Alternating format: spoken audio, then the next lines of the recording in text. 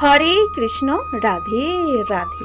মৌমিতা পরিবারে আপনাদেরকে জানাই অনেক অনেক শুভেচ্ছা ও অভিনন্দন। আজকের আলোচ্য বিষয়টি হচ্ছে ঘর থেকে বেরোনোর সময় রাধা নাম করলে কি হয়।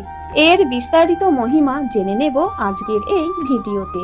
শ্রোতা বন্ধুরা, আজকের এই ভিডিওটি আপনারা প্রথম থেকে শেষ পর্যন্ত মনোযোগ সহকারে শ্রবণ করুন, আপনাদের কিন্তু অনেক ভালো লাগবে। আপনি কি জানেন, ঘর থেকে বেরোনোর সময় শুধু একবার যদি বলেন রাধা রাধা, তাহলে আপনার জীবনে এমন কিছু ঘটতে পারে যা ৯৯% মানুষ কল্পনাও করতে পারে না।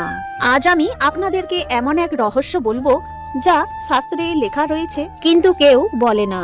রাধার নাম উচ্চারণ করলে কৃষ্ণ নিজে আপনার পথ আগলে দাঁড়ান। কিন্তু কেন? শেষ পর্যন্ত শুনুন। ভক্তরা সাধারণত বলে থাকেন হরে কৃষ্ণ, কিন্তু শাস্ত্রে আছে কৃষ্ণের থেকেও আগে রাধার নাম। কারণ রাধা হলেন ভক্তির রূপ, রাধা হলেন প্রেমের শক্তি, রাধা হলেন সেই শক্তি যাকে ছাড়া কৃষ্ণ অসম্পূর্ণ।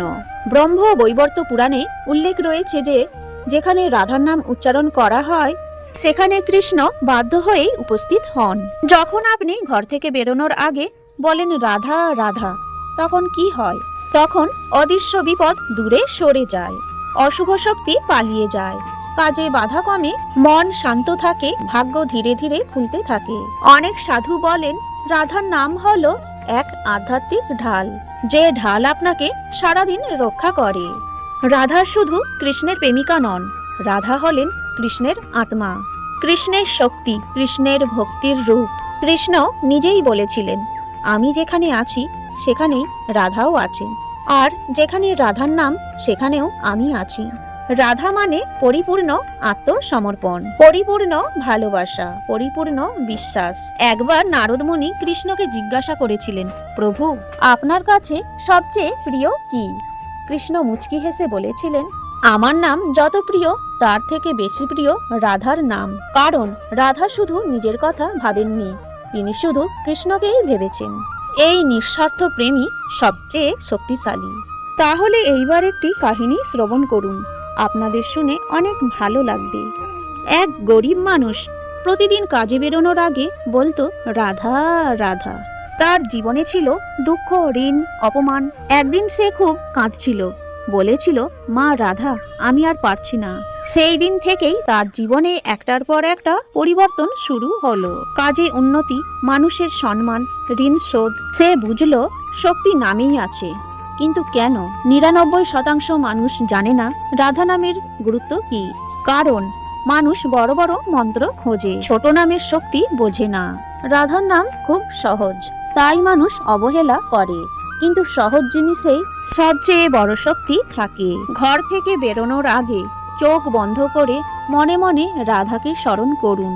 ৩ বার বলুন রাধা রাধা রাধা। তাহলে কোনো মন্ত্রই লাগবে না, কোনো পুজোই লাগবে না, শুধু বিশ্বাস।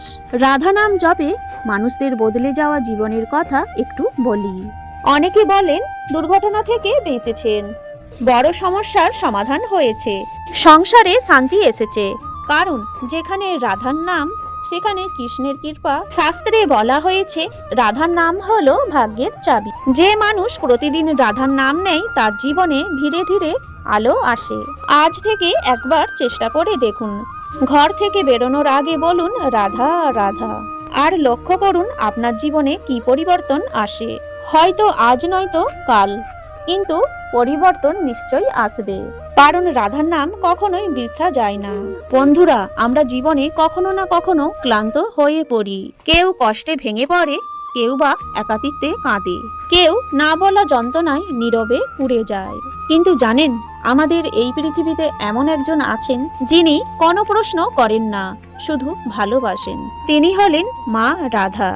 যখন সকালে ঘর থেকে বেরাবেন, আপনার চোখে যদি দুশ্চিন্তা থাকে, আপনার মনে যদি ভয় থাকে, আর আপনি যদি একবার শুধু বলেন রাধা রাধা, তখন হয়তো আপনি কিছু বুঝবেন না, কিন্তু সেই মুহূর্তে একজন মা আপনার হাত ধরে ফেলেন, অদৃশ্যভাবে আপনাকে ঘিরে ফেলেন এবং বলেন, ভয় পেও না, আমি আছি।